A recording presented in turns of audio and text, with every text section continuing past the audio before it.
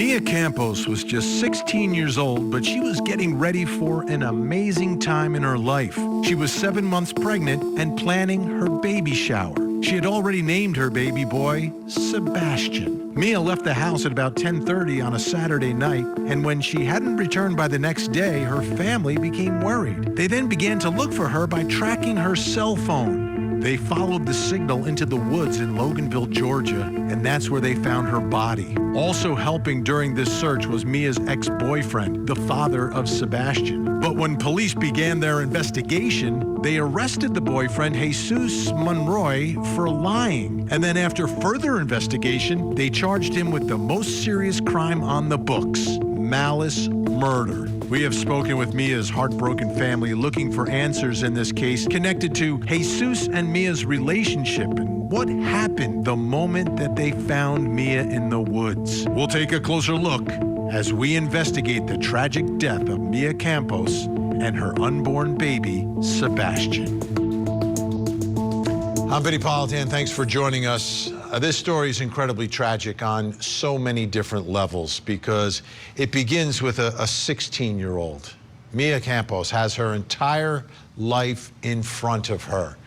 She's got a wonderful family that loves her and would do anything to support her. She got pregnant at a young age. It happens. And when it happened with this family, they were like, okay, that's fine. Let's move forward as a family. They're not going to reject her. They're not going to shun her, throw her out. No, they're going to love her, and they're really going to love that little baby boy. But she didn't come home one night, so they went looking for her. And they tracked her, and they started on the side of the road, and they're following a signal that's taking them through the woods.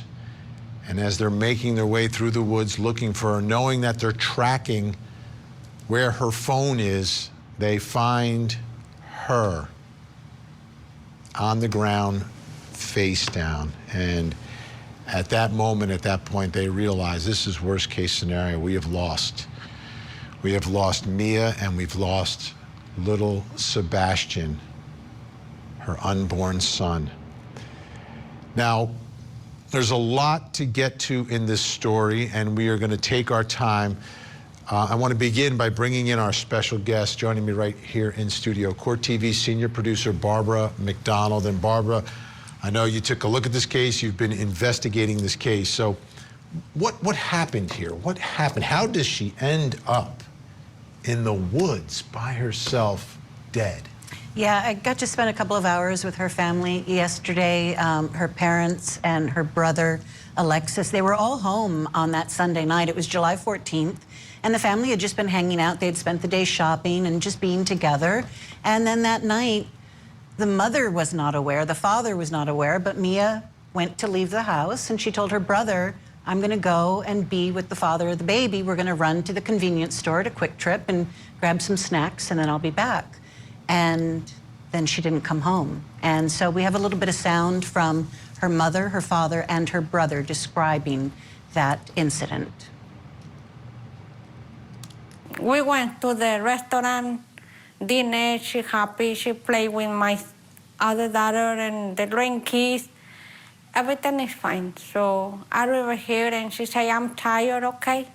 She go to the bed and I don't know, understand what happened. I know that he called her or sent a message. I was the last person to see her alive. She told me that she was gonna go with him to Quick Trip, which was a normal thing. I mean, they would always go somewhere. They would go eat or they would go to the appointments. But for some reason, before she left, I had kind of a bad feeling. But I didn't really want to think much of it because, you know, I mean, he would always pick her up in front of the house and they would just leave from there. You know, 10:30, 10:45.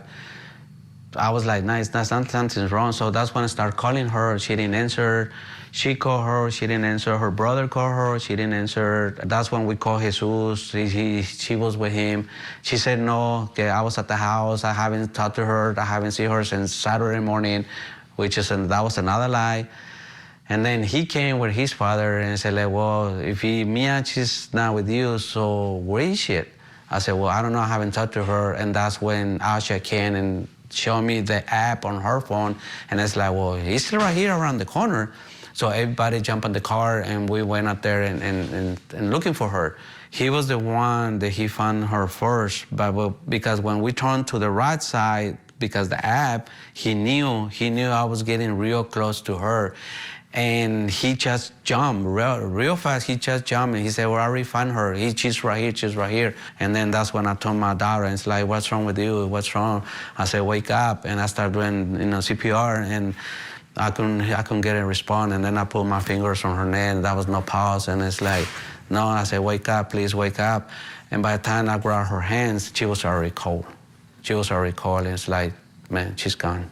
I carry a lot of guilt because I was the last one who saw her. And if I knew, I would have, could have, and I should have stopped her from leaving. But since it was such a normal thing, I didn't think much. And I carry most of the guilt because if I knew, then she would still be here.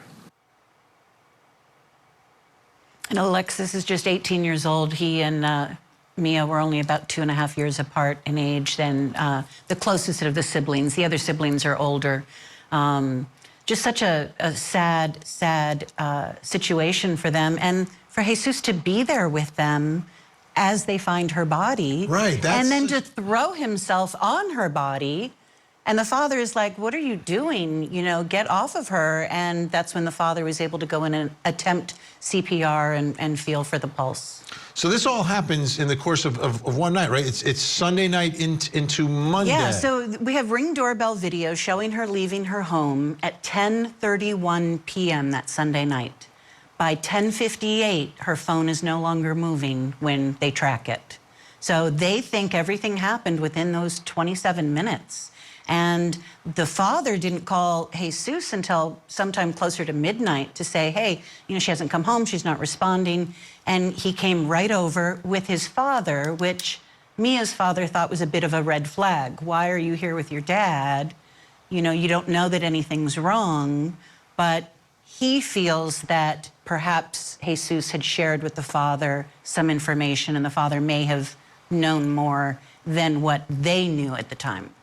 And we talk about this case and this family, like it's immediate. It's not like it's 2 days later, 3 days later. No. She goes out at 10:30, and okay, it's getting late. Where is she? And just after midnight, they find her. And that to me, that speaks volumes about this family. That it's not. They are on top of everything. They are loving. They are caring. They are looking out for one another. That all of this transpired in such quick fashion. Mm-hmm. And the ability of the family now to speak as well. It's not easy, but they're showing some level of strength, because my guess is they want some level of justice here. They do, and they want people to know what they've lost, that this was a huge loss for their family, and that this Jesus Monroy, if he is in fact guilty of the charges that he's been charged with, they want people to know that Mia was loved and that she was a happy girl. She danced all the time. Her TikTok videos, there's tons of them on there of her dancing and singing and just being just a happy young woman. And the family was not thrilled when they first found out she was pregnant. She got pregnant at 15, but Mia was excited. And so they got aboard, just like you said. They were, okay, we're gonna love you and we're gonna love your baby. Yeah. And they were ready to do that. We talked about other cases involving teenagers who get pregnant, and at the end of the day, that teenager's parents are going to become grandparents, and all's going to be good. All's going to be, and that's what was happening here. And she is so young, but so happy and ready to take this step. These things happen in life. They happen, you accept them. And there was nothing unusual about that night, was there? No, the family said everything seemed very normal. And when they found out that she had left with him, even though they were a bit surprised she didn't say anything to the parents, they weren't concerned. They didn't know of anything going on between them that would cause them to be concerned. This is video that I shot just driving from Mia's house to where she was found. It's just a half a mile. Oh, that's it? Half a mile, 27 minutes of her being missing, and a half a mile away from home and they find her body.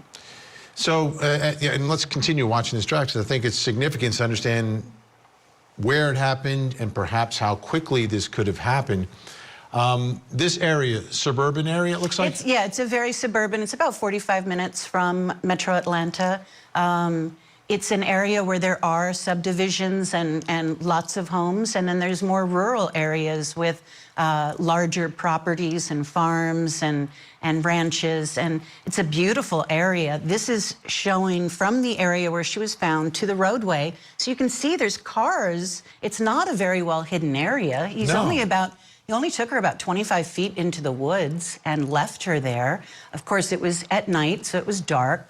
It's under the tree canopy, but I mean, cars are passing regularly right through there. And if it's on a Sunday night, could be a little quiet, not a lot, but if someone is pulled over to the side of the road Or stopped something, at the stop it's going to be sign. very noticeable. Right. And do we know if there was anyone else in the area at the time? We don't know. We don't know. And I spoke to some of the neighbors of that little wooded area, and nobody really knew of any cameras in the area at the time. No ring video or anything like that? No, most of those neighbors have since gone out and gotten those cameras, so they have that now, but not the night that Mia disappeared.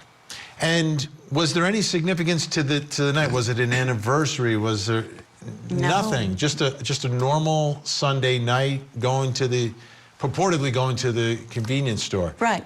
And they thought she'd be right back. And then when she wasn't, that's when... And where does he live? Does he live in the same town? In the same general area, but the family told me that he lived about 20 minutes away. That was another sort of red flag for Mia's father when he called Jesus and said, you know, we haven't seen her. We need you to come help us find her. He showed up pretty quickly, and the father thought that was odd. Meaning that he wasn't home. Right, like he had said. He said, I was at home, I wasn't with her. And the father's like, well, you got here awfully quick with your dad, so... You know. And he has his own car, we believe. Yes. Okay. To me, that's an important part of this, because where does this murder take place?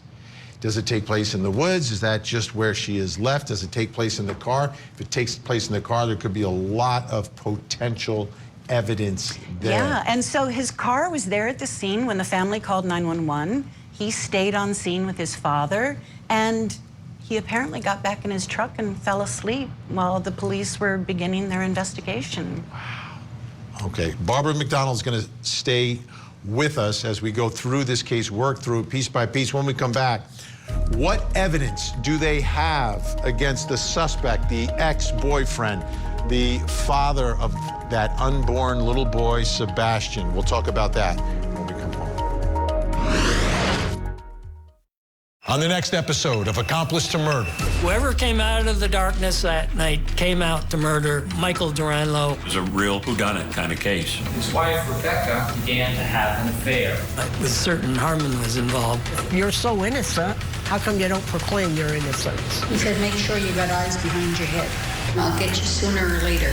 Accomplice to Murder with Vinnie Politan. All new episode, Sunday night, 8, 7 Central. Only on Court TV. The detectives got her phone. I guess he found out more stuff that we didn't know.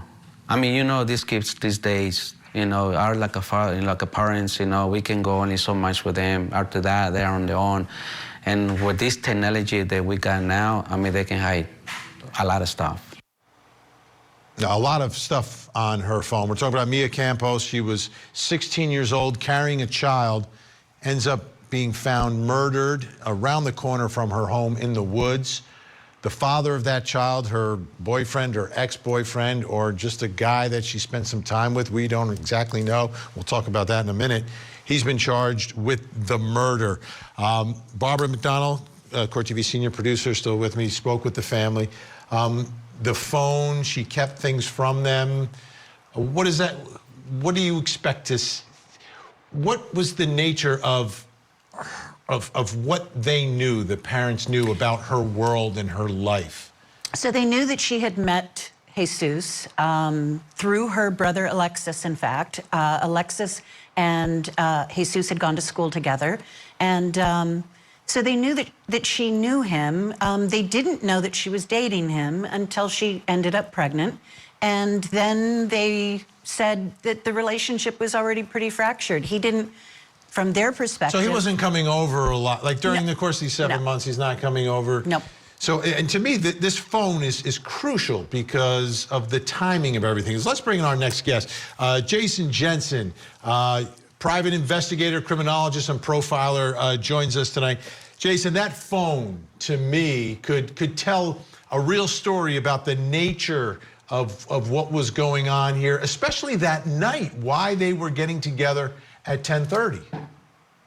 Yes, Vinnie, you're absolutely correct. I mean, clearly, thank goodness they have her device and his device, because now between the two, they can show that Monroy contacted her, lured her out of the house, so it's irrefutable who's responsible for removing her from the home. And then, as Barbara indicated, for her to pass away at that area within 27 minutes really ties him nicely to the case otherwise. But since we also know that these devices have GPS location technology to it, his included, now they can show that they were both at that location when her phone stopped moving.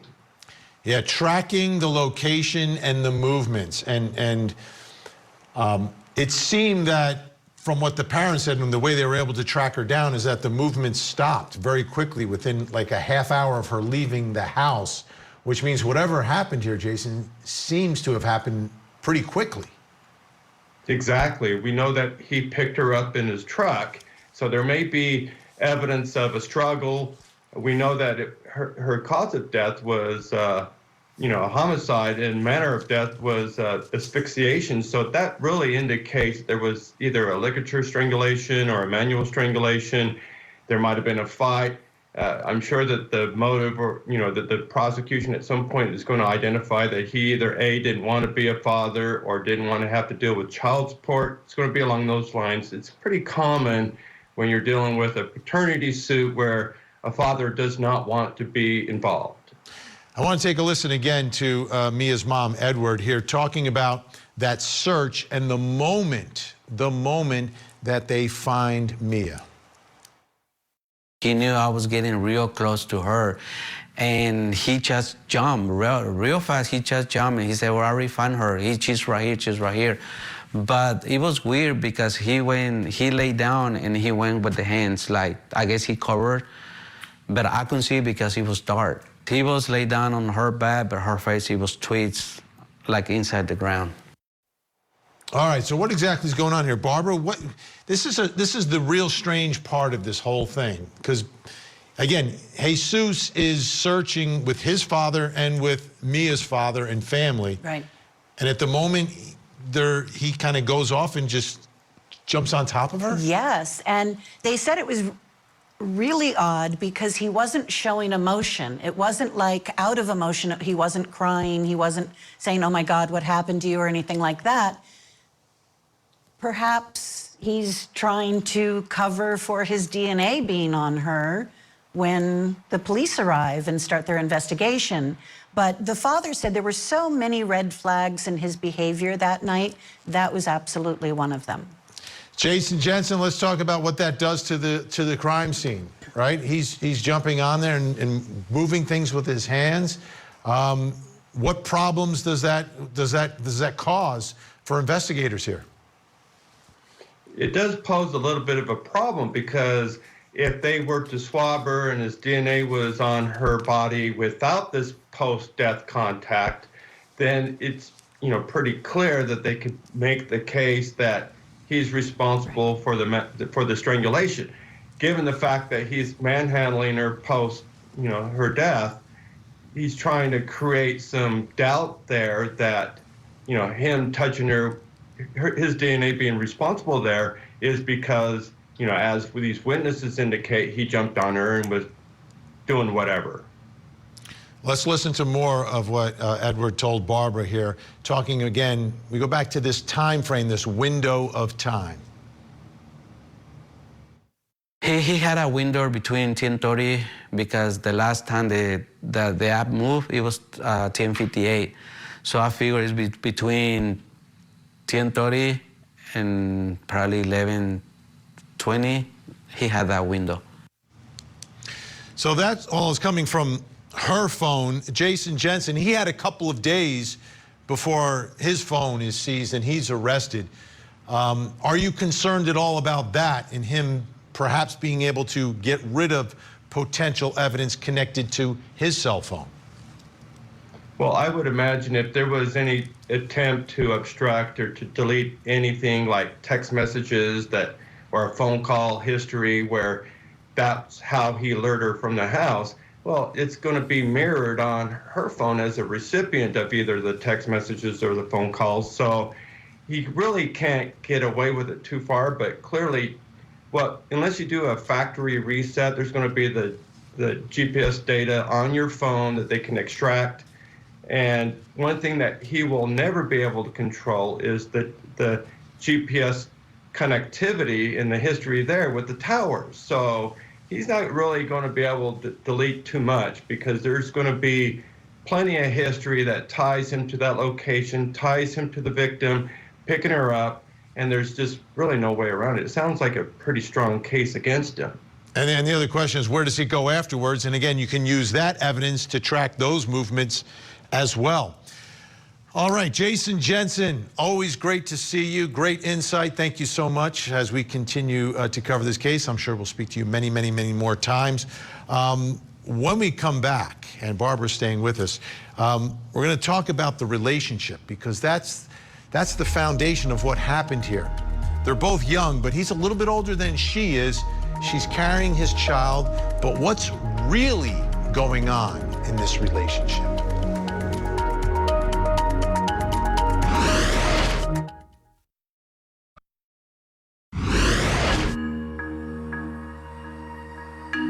Sixteen-year-old Mia Campos was 7 months pregnant and looking forward to the arrival of her son Sebastian.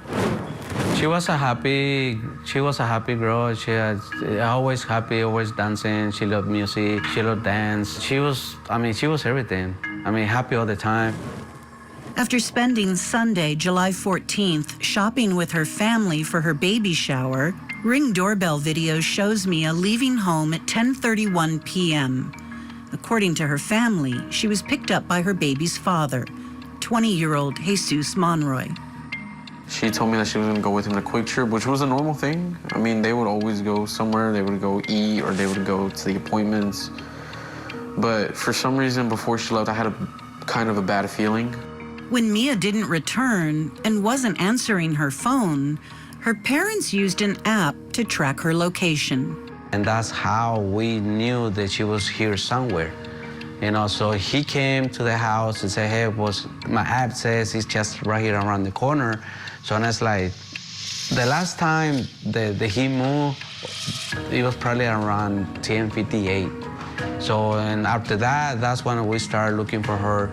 And that's when we called Jesus. She was with him. She said no, that I was at the house. I haven't talked to her. I haven't seen her since Saturday morning. He came with his father and said, like, well, if Mia, she's not with you, so where is she? I said, well, I don't know. This is where that app led them, to this patch of woods, about 1.5 miles from Mia's home. Mia's parents, along with Jesus and his father, followed this path, and together they discovered Mia right here, lying face down. When we found her, my heart dropped. It wasn't what I was expecting. And I carry a lot of guilt because I was the last one who saw her. And if I knew, I would have, could have, and I should have stopped her from leaving. But since it was such a normal thing, I didn't. What did you think of his behavior at the scene?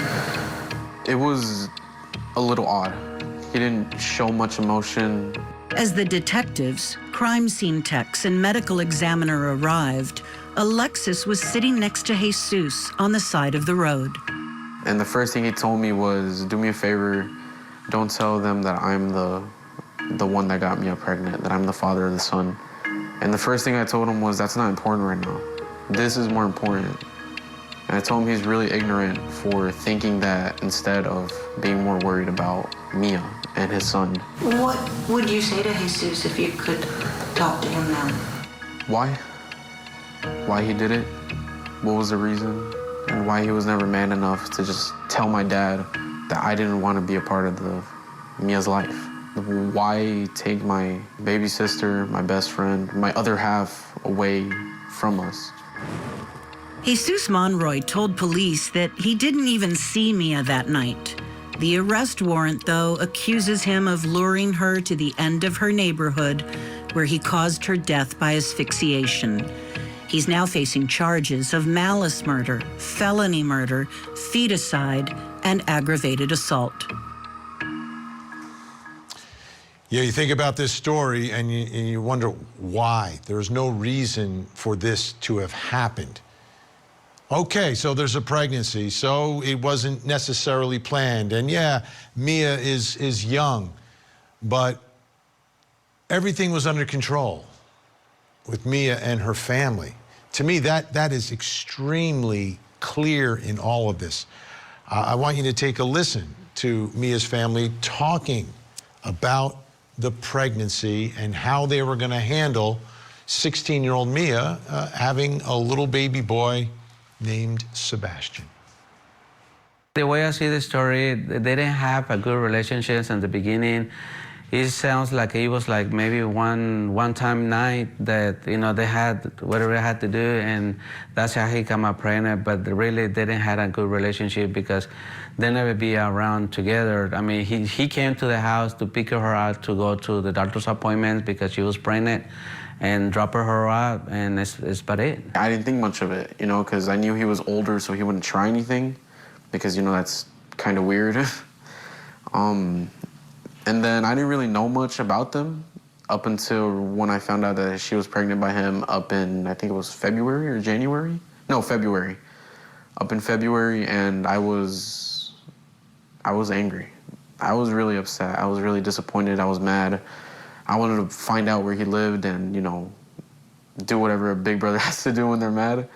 But I thought about Mia, and I thought, I can't do that to her. I didn't want her to think that she made a big mistake. The first couple of months, you know, the first month, I was kind of upset, but as soon as I started seeing growing his belly, I got in love with the baby, you know, and I say I was ready for my grandchild. You know, I mean, it's another human being. You know, I'm not gonna throw my daughter at the street, you know, in the middle of nowhere. And she got my support, he got her mom's support. What'd I tell you? That's the way grandparents, that's the way we are, folks. That's the way we are. Court TV senior producer Barbara McDonald is with us, and also joining us now, clinical and forensic neuropsychologist and associate professor at Pepperdine University and author of the book, The New Rules of Attachment, Dr. Judy Ho is with us. Dr. Judy, let me ask you first about the family and their support. I mean, it's not easy. It's not easy when your 15-year-old daughter is carrying a child, but I saw it right there from Dad, from her dad, Grandpa. Like, okay, we got this.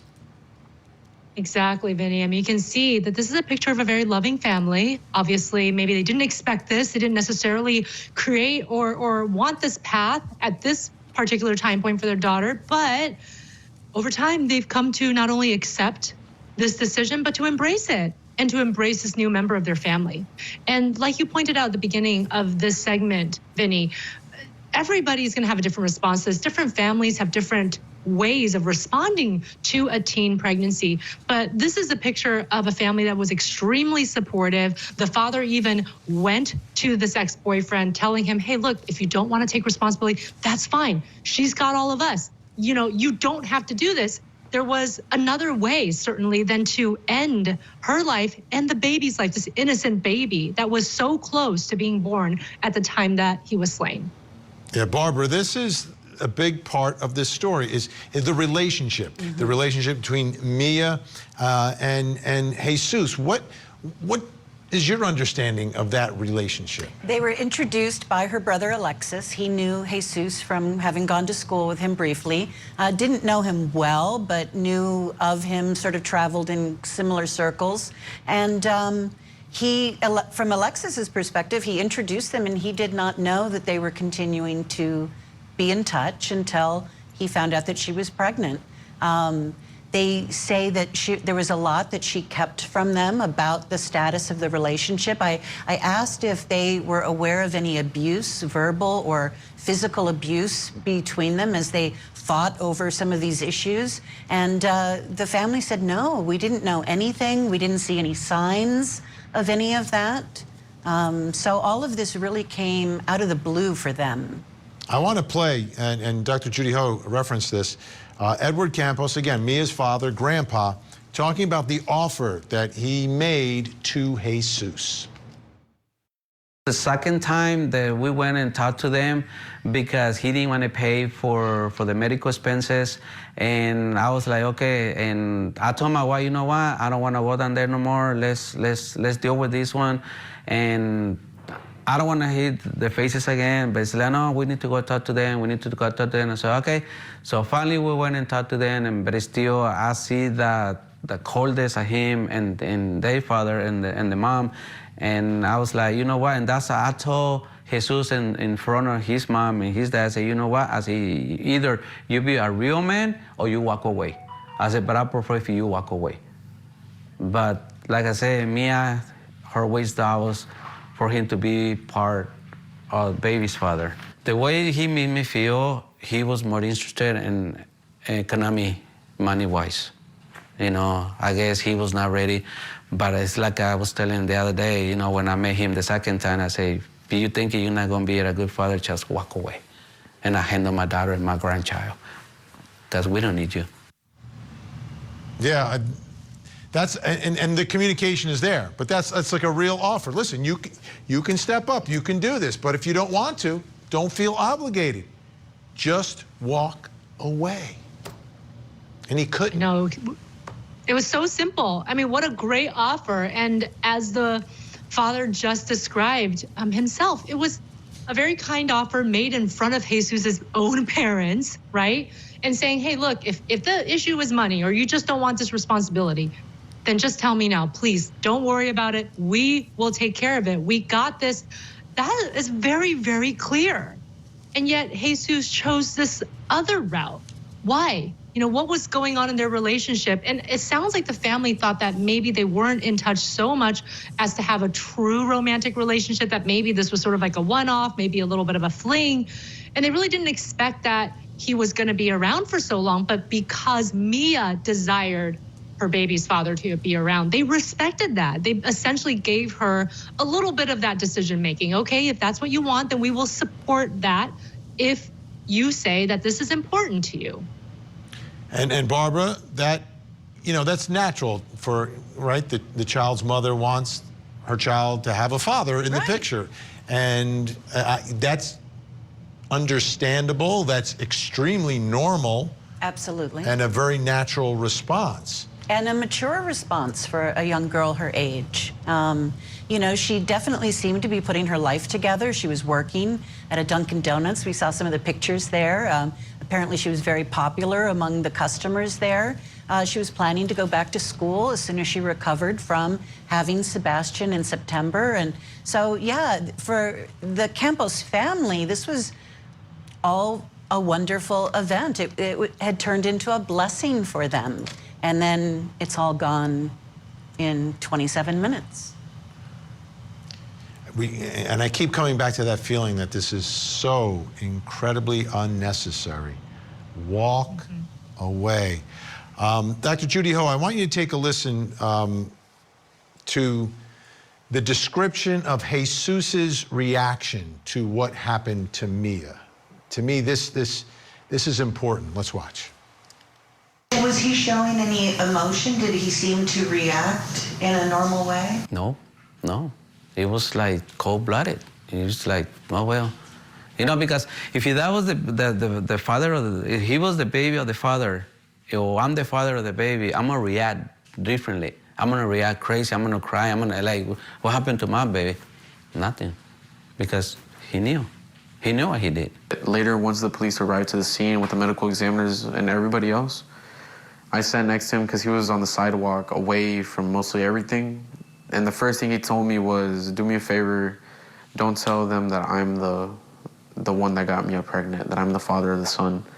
And the first thing I told him was, that's not important right now. This is more important. And I told him he's really ignorant for thinking that instead of being more worried about Mia and his son. So, I mean, it was a little odd, but he was quiet most of the time. Dr. Judy Ho, what do you think of Jesus's reaction to the death of his child and the mother of his child? Well, Vinnie, I know you've covered so many of these stories, and of course, everyone does respond differently to crises, to a loved one dying, but I think what was the most telling thing was not even just the fact that he looked emotionless, because sometimes that does happen. That could be a normal range reaction. What's not normal is his concern about himself. When the police approached, they were talking to other individuals, that his first thought is, please don't tell them that I'm the father of Sebastian.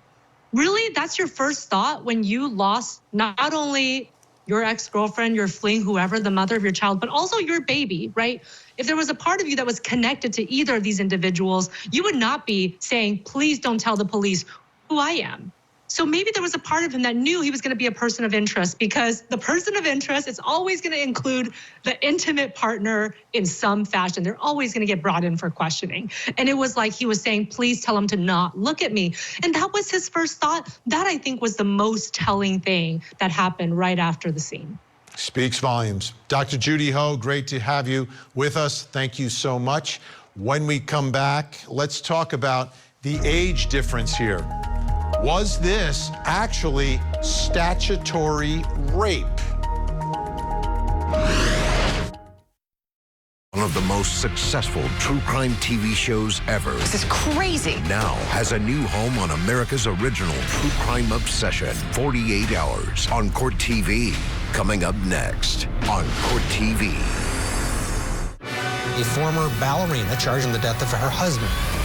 Will the jury see her actions as self-defense? She killed my dad. Or murder? The Black Swan Murder Trial. Live coverage weekday mornings, 8/7 Central on Court TV. He was more of those teenagers that didn't care about school and didn't care about what they got into. They just wanted to live life fast and have fun and stuff. I didn't really know much about him. I mean, he was an okay person. Like I said, he was more of those, I don't really care what happens to me type of people. So I try to keep my distance a little bit, stay away from him. He's talking about the man accused of murdering his teenage sister, who was 16 years old carrying his child. But what about the age when the child was conceived? Her age and his age. Take a listen to Mia's father. You thought as a father about reporting him for being much older than her and having a physical relationship with her, right? That was something you considered? Yes, that was something that I considered since the beginning. I speak with my wife. My wife, she wanted to do that. And then I speak with Mia, and Mia, that was her ways that he said, no, I don't want to put him in jail. But the thing is, they lied since the beginning because we didn't know he was 19.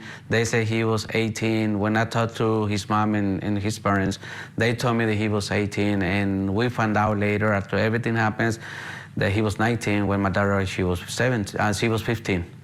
So I didn't want to do that because that was my daughter to say, you know, I want to be part of him, and I respect my daughter's wage. And so you now are thinking about pursuing statutory rape charges against him? Yes. That's something you would like to do? Yes. And why?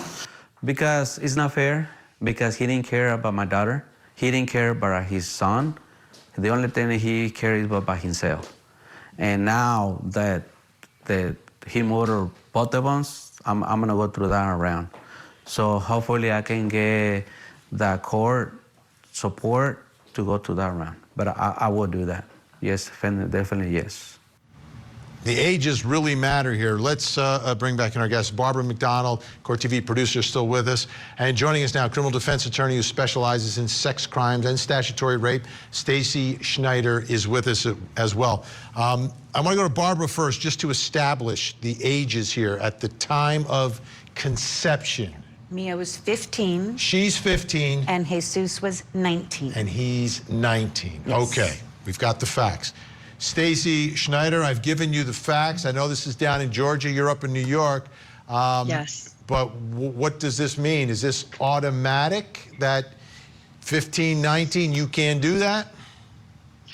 So, Vinnie, in Georgia, the age of consent is 16. So any, let's say, female who's below the age of 16, if she has sexual intercourse with someone, even if it's consensual, it's willing, it's with a boyfriend, anyone but a spouse in Georgia, that male partner, if he is over the age of 18, he would be guilty of a felony statutory rape, which carries a minimum sentence of 1 year in jail in Georgia and a maximum sentence of 20 years. Georgia has a very interesting statutory setup for statutory rape sex crime in that they have this Romeo and Juliet statute, which is if the victim is between 14 and 16, but the perpetrator is is over 18, is 18 years old, then he would only be prosecuted for a misdemeanor. So, am I still in contact? I'm sorry. Yeah, something. we've got you. Oh, we've great, got you. I'm following along. Okay. The folks at home are following along. This is a math equation, but they are right on the bubble and on both sides here. Yes, and according to the father, and this can be corroborated because of the age of the unborn child, if his daughter was 15 at the time the child was conceived, and Jesus was 19, he's 20 now, then they could find him guilty of statutory rape. Now, under these circumstances, we have, a murder charges here, not only of the young woman, Mia, but also there's a murder charge with respect to her unborn child. There's another count against this young man. And this would be a very tough case to bring, not legally because she's deceased, emotionally because she's deceased, but there's a part of the Georgia statute that requires that when a minor is the victim of a statutory rape, again, she can consent, there doesn't have to be force, just by virtue of the fact that she had intercourse with someone who is of an illegal age. She is not capable of giving legal consent. But the other element that is needed here is the minor, the young woman, would need to have been corroborated. Her testimony alone against the older male would not work. So she's deceased. There wouldn't be, the corroboration. How about a DNA test? DNA test, Exactly. and you lock this down, and then you take the statutory rape, the murder of Sebastian, the baby, the murder of Mia. You're making a case for a potential death penalty case here in Georgia, because we do have the death penalty. Stacy Schneider, thank you so much for all your help tonight. We appreciate it. Thank you to Barbara McDonald as well. Great reporting. We appreciate it, and obviously we're going to stay on this story and continue to track everything that happens. All right, folks, before we go, we have a missing child who needs your help. This is Cram Sanbi. Cram is only 15 years old. She is missing from Fort Wayne, Indiana since July 18th. If you see Cram, pick up the phone, make the call. 911, 1-800-THE-LOST, or you can call the Fort Wayne Police Department in Indiana. Please, let's see if we can get Cram to a safe place tonight. I'm Vinnie Politan. Thank you so much for watching. Have a great night. And as always, please don't forget to hug the kids.